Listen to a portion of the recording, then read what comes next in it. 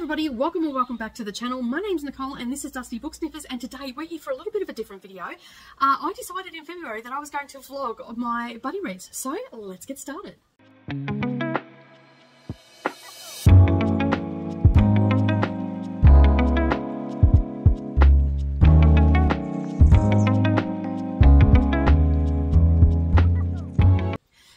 Good evening everybody and welcome back to the channel. Thank you for taking some time out of your day and spending it with me while I prattle on about the books that I have read.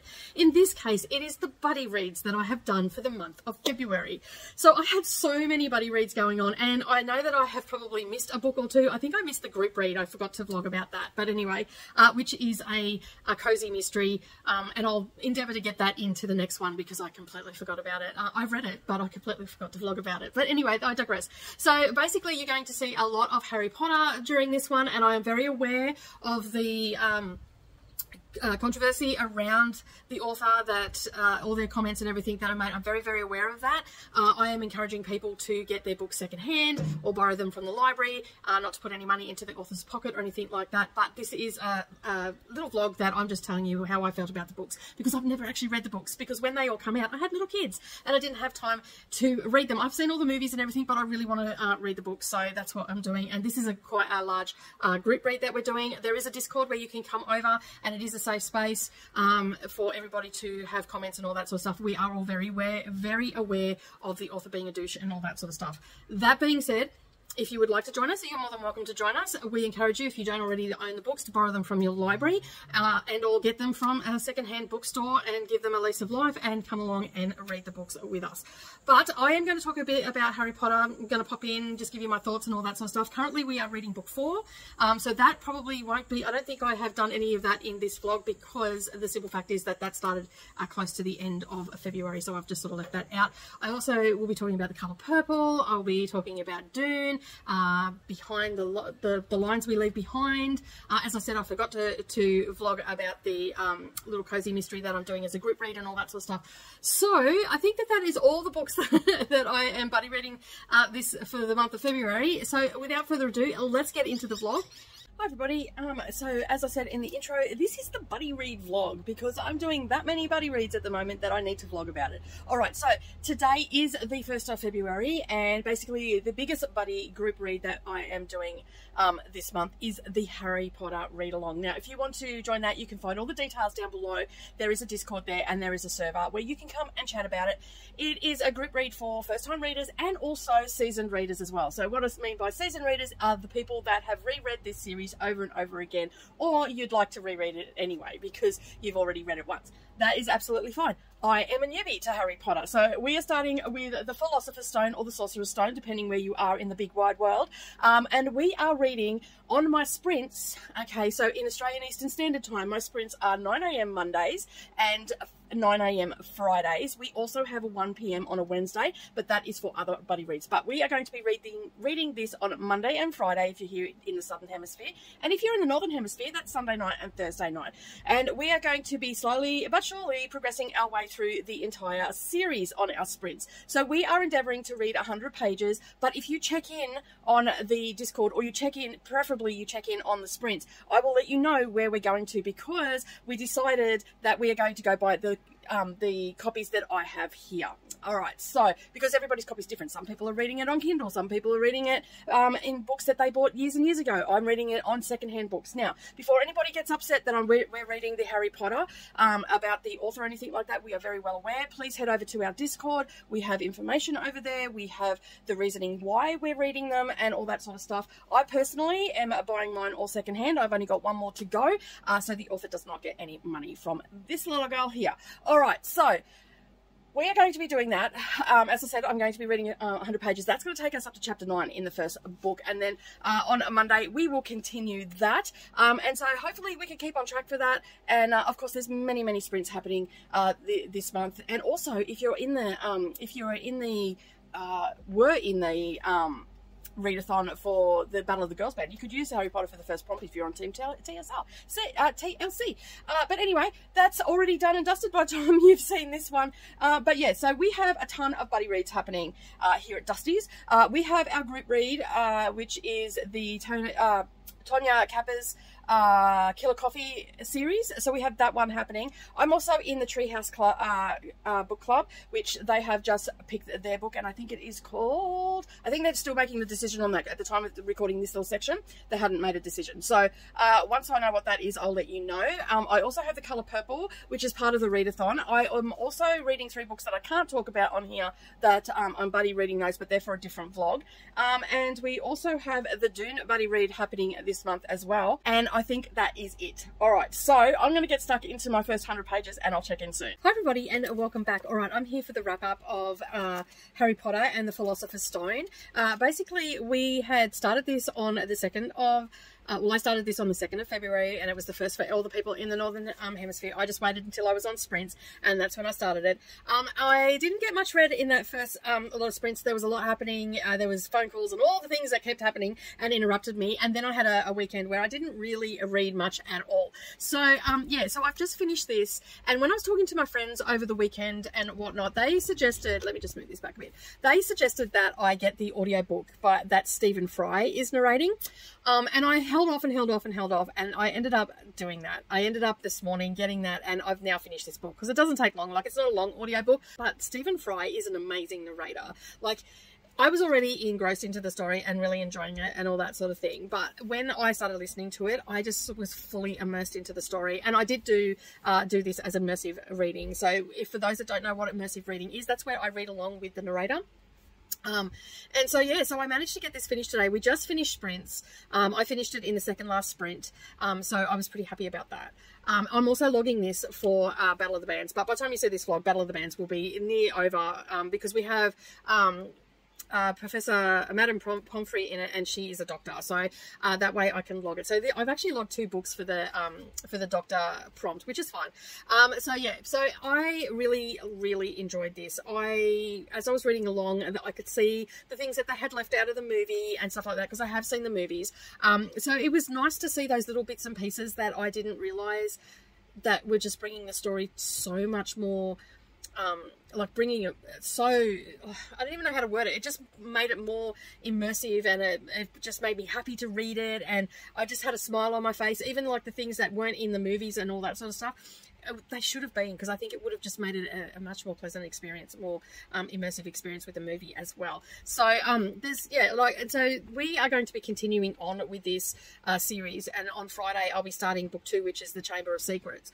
It's only a little one like this as well, and there's a few spots in here that I've marked. There's a saying that Dumbledore says that he said, a well-organized mind, death is nothing but the next adventure. And I'm just like, I love that. I think that that is a great way to think about it. And it's sort of timely reminder, you know, just get yourself organized and get your mind all clear and everything like that, so you are ready for that next adventure. I really enjoyed that line. There was a few other things in here that, like, as I said, stood out to me. Like, he who must not be named did great things, terrible things, but great things when he was getting his wand. I really love that as well. So I'm so glad that I decided to read this, and I'm so glad that we have so many people that are joining us for this read along. And each sprint that we've done so far, we've had more people come over into the Discord and join us as well. We have written there that, you know, it is a safe space and everything for people to discuss the book and whatnot, and that we are very aware of the problematic issues behind the author and all that sort of stuff. But I really wanted to experience this book, and I've chose to buy these secondhand. And yeah, so I'm pretty happy with, and I'll use my library app as well. They are available on Kindle Unlimited as well, so if you do want to join and catch up, you will be able to do that as well. So that is book 1 done of the buddy reads that I have going on this month. The next book that I'm going on to for the buddy reads is The Colour Purple. That is also going to be a prompt, so just hang on a second, I'm going to go grab it. Probably should tell you what the star rating for this is. I've given this a definite 4-star. I don't know, but like, I don't know, maybe I should give it a 5-star. Like, I don't know, I think it's a 4-star read. Like, it's not a 5-star read. Like, and we're just starting out. And I'm pretty sure as I'm going along, I've been told by people as well that I'll probably feel this way as I'm going along, that as we grow with Harry, I will start to feel more deeply about the books and everything like that. So yeah, so anyway, I'm going to give it a solid 4-star right now for this one. I may end up changing my mind, because I'm still going backwards and forwards between 4 and 5, but for now, I've logged it, and I'm going to say it's a 4-star read. All right, so let's move on to the next one. Hi, everybody. I am checking in. The next book that I'm going to start is called, I've got it up here on my computer, so I do apologize if I'm looking away because I'm recording on my phone, and that's where my Kindle app is. This is for the Treehouse Book Club, and Tina and a few other people, Christina and everything that are on sprints are part of this. And basically, the book for February is called The Lines We Leave Behind. So this was published in 2018. It has 319 pages in it. It's available on Kindle Unlimited, and here in Australia it also comes with audio, and I believe in the US it comes with audio as well, because not every country has audio on their KU. From what I can make out, I actually know nothing about this. The author's name is Eliza Graham. The title is The Lines We Leave Behind, as I said. So basically it says here on it is a mesmerizing, a deeply affecting story of treachery, deception, sacrifice and loss, beautifully written and completely absorbing. So it's set in 1947 England, and a young woman finds herself under close scrutiny in an insane asylum, and she's charged with a violent crime that she has no memory of ever committing. As she tries to make sense of her recent past, she recalls very little, but she still remembers the wartime in Yugoslavia. And while she was in Yugoslavia, her and her lover risked everything to carry out dangerous work to resist against the Germans. A heroic campaign in which brave comrades were lost, and after the trail disappears in confusion, how did she come to be trapped in this living nightmare? As she struggles to piece together the missing pieces of her life and the missing years, she will have to confront harrowing experiences of her special operations work in a peacetime marriage. Only then can she hope to regain the vital memories that will uncover the truth. Is she really a violent criminal, or was she betrayed? So it sounds like a very interesting book. I didn't read the synopsis or anything like that. I just went into it, and I have been going into the books that they've been picking pretty blind, except for last month when we had the Jane Eyre. We had to choose between books, and I picked the Jane Eyre one. So I'm pretty happy to be reading this. As you know, historical fiction is right up my alley. And this was published by Lake Union Publishing. I think I said in 2018. So I'm looking forward to reading this, and this is the next book that I'm going to be actually listening to.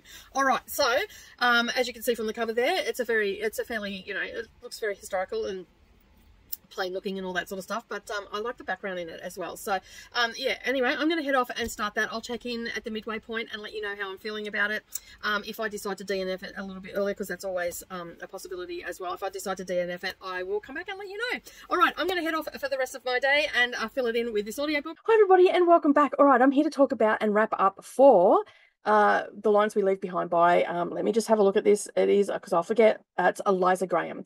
All right, so in the last 36 hours, I have done a lot of reading. I have wrapped up a couple of books. I have started this one and finished this one, and also started and finished another one. So, but the next two books that I'm going to talk about are both on audio. So basically, this one was historical fiction. It was picked by the Treehouse Book Club. I always go to say the Treehouse Clubhouse. I don't know why. But anyway, it is a buddy read or group read that we're doing. It was their February pick. It's historical fiction, which I think I just needed some historical fiction. So this one is set in 1947. We're following the main female character. Her name is Maud originally, and then towards the end her name is Maud as well. But she's also known as Amber. Amber is being groomed to be for lack of a better term, a secret agent during the war and in Yugoslavia. So basically, she's taken from England to Cairo. She's trained in Cairo, and then she's set off. She's parachuted into is that a word? No, she parachutes into Yugoslavia, where she's with the what did they call them? Can't think of what they've called them. Anyway, she's with the Yugoslavian soldiers that are rebelling against the Germans. So they're trying to stop the Germans from moving into their country and all that sort of stuff. So she's been dropped in there to get information to send back to England and all that sort of stuff. Unfortunately for her, she falls in love with her trainer, his name is Robert, and basically he spent a lot of time grooming her to make sure that she understood what her objectives were and all that sort of stuff. She gets in, subsequently that all happens out pretty quickly, and then she's back in, she's pulled out, she's not debriefed, and then a whole series of events happens, and she finds herself into a mental asylum. Like, we know that she's in a mental asylum from the first couple of pages, because that's where the story sort of starts out, and she's in there, and we know what why she's in there and all that sort of stuff.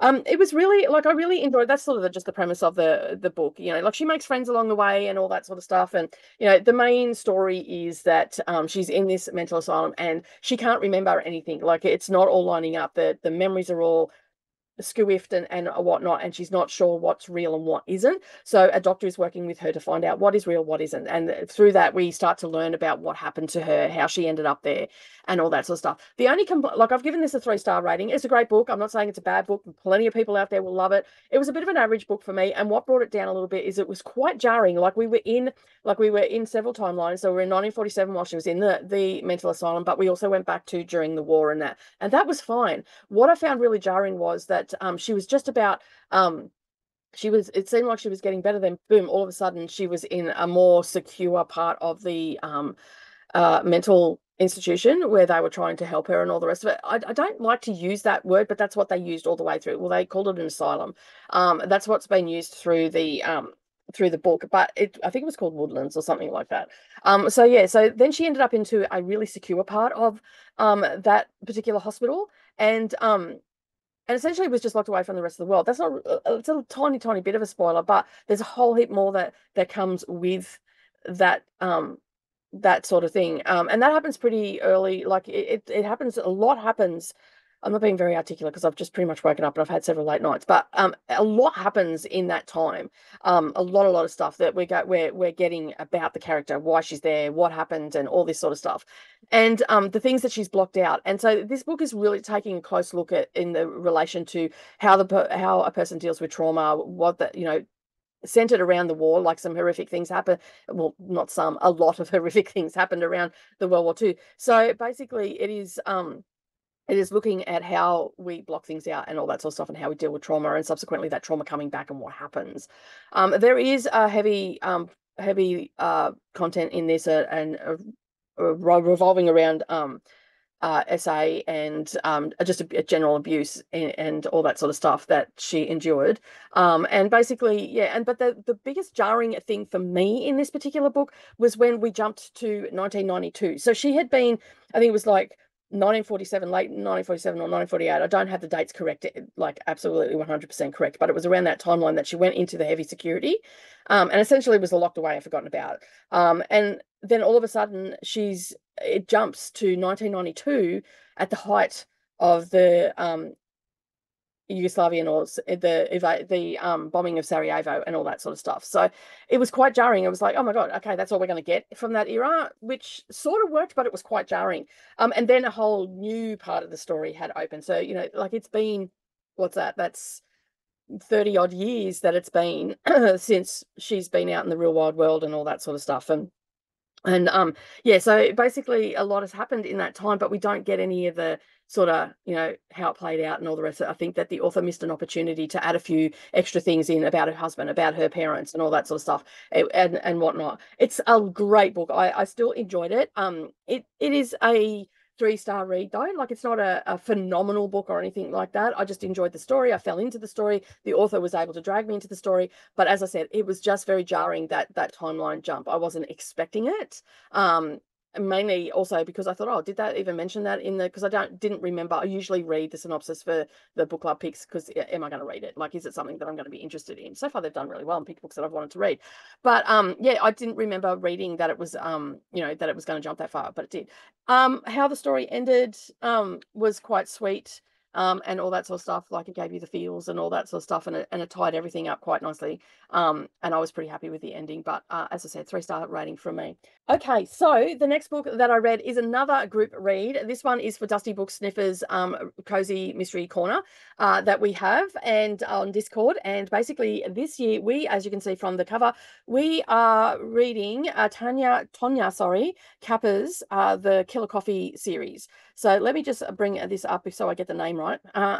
Because I've been looking at them all. I'm probably going to get the name wrong. So the second book in the series is Mocha and Murder.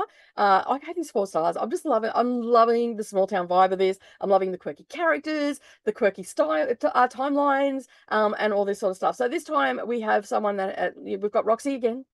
In the first one, we had Roxy has come to town. She's opened up a cafe with gourmet coffees, so to speak, and she has a little bit of food, and there's some eccentric town members that come in. It's in a small town and all that sort of stuff. In this one, we're back in the same town again. The only It's really hard to talk about this book without giving spoilers away, but because it is part of a series, so we do have some things that are going to bleed into each book. So I will say that there is a love story in this that was very, very rapid to develop in the first book, and it was a little bit jarring, to so to speak, because it looked like it was going to be a love triangle between the local sheriff, a high school sweetheart, and the main character Roxy.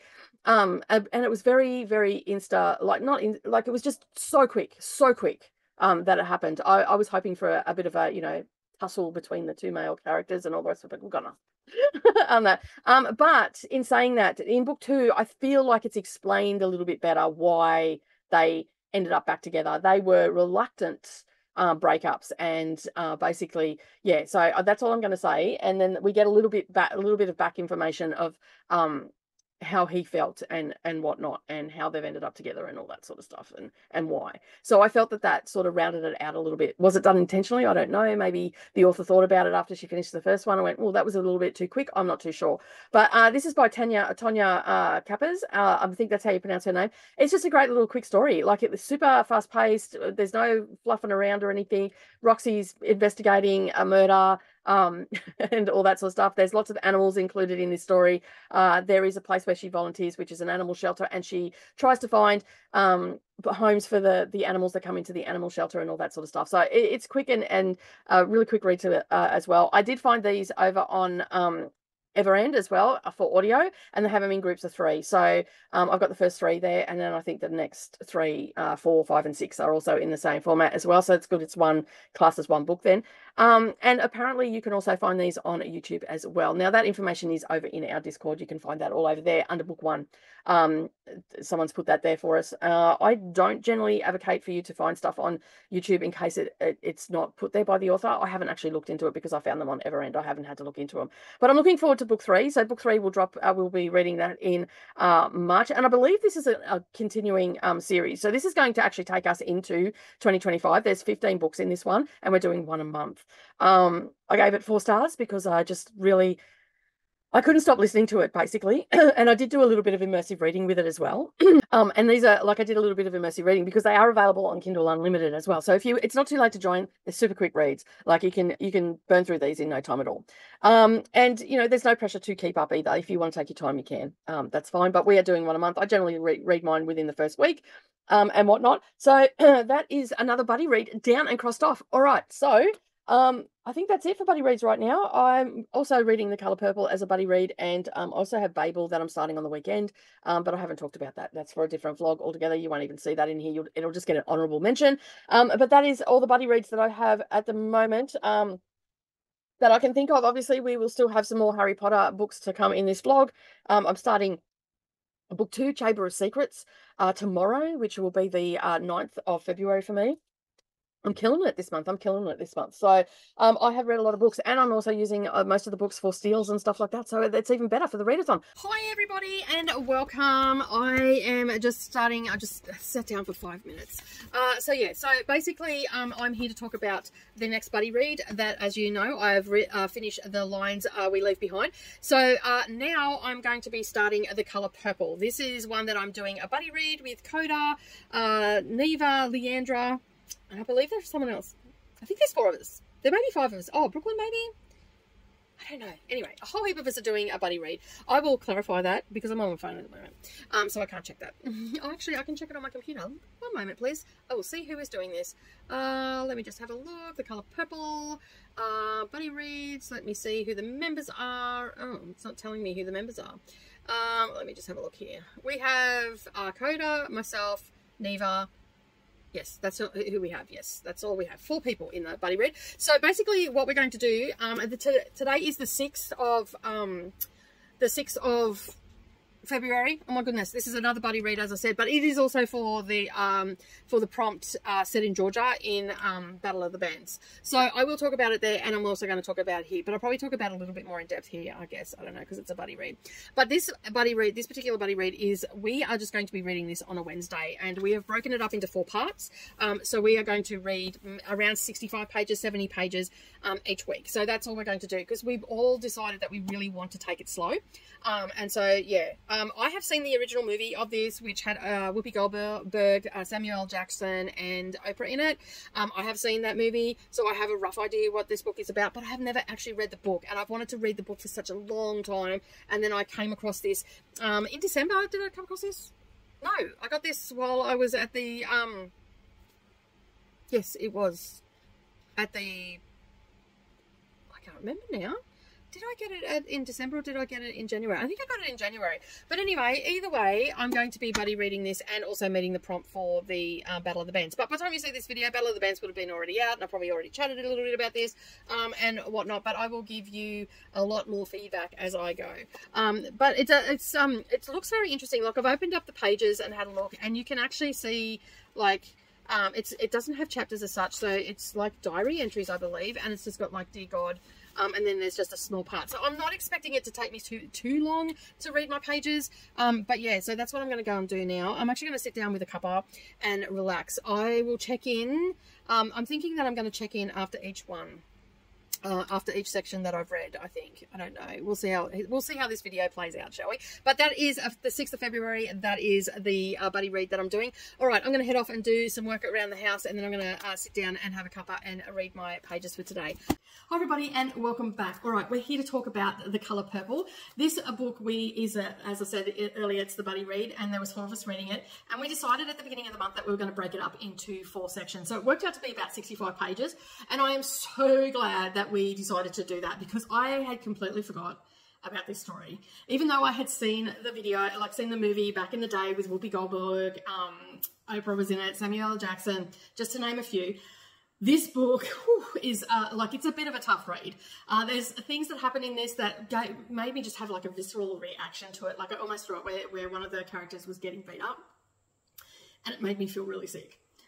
And yeah, like, there's so much to say about this book, but at the same time, I don't want to say too much, because I feel like there's a lot of people out there that probably haven't read this yet, have seen the movie. And the movie, there's a musical coming out soon as well, and I think Oprah is actually backing that, along with a couple other well-known producers and stuff as well. So and I wanted to read this before that came out, and like, there was just so much into this. Like, the first half of the book was so gut-wrenchingly raw.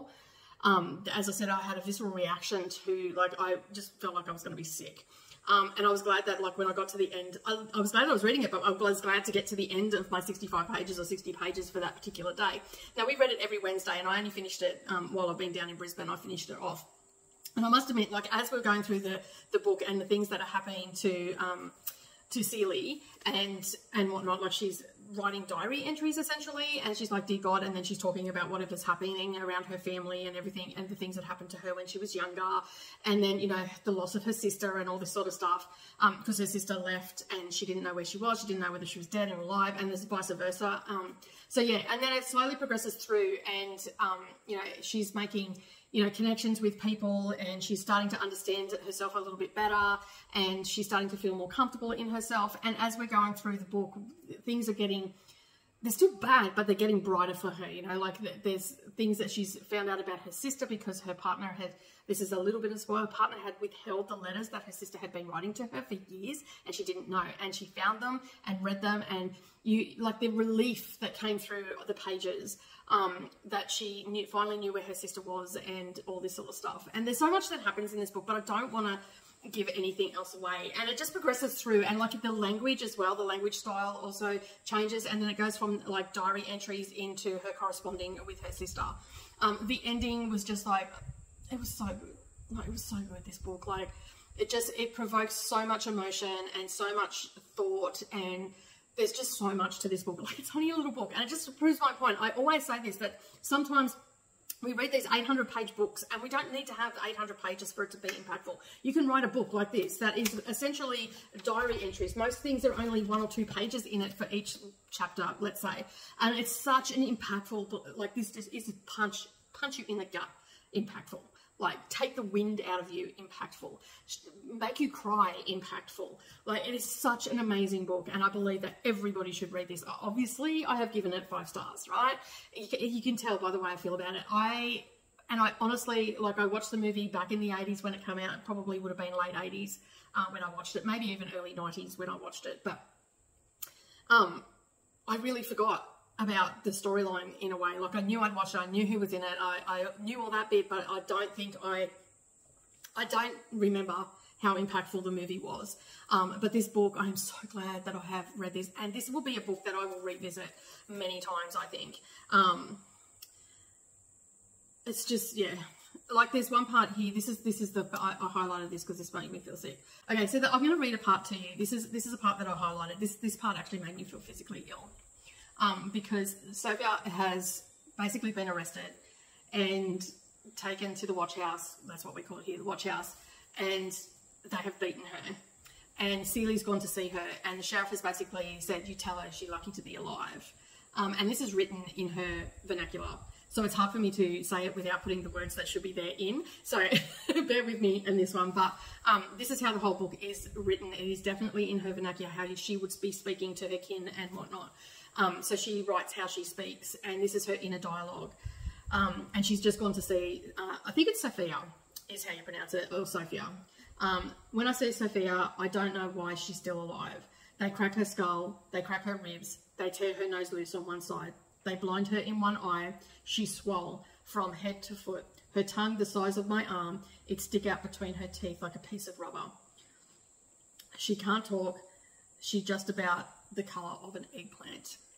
Now, that is disgusting. Like, that just, it makes me so sad.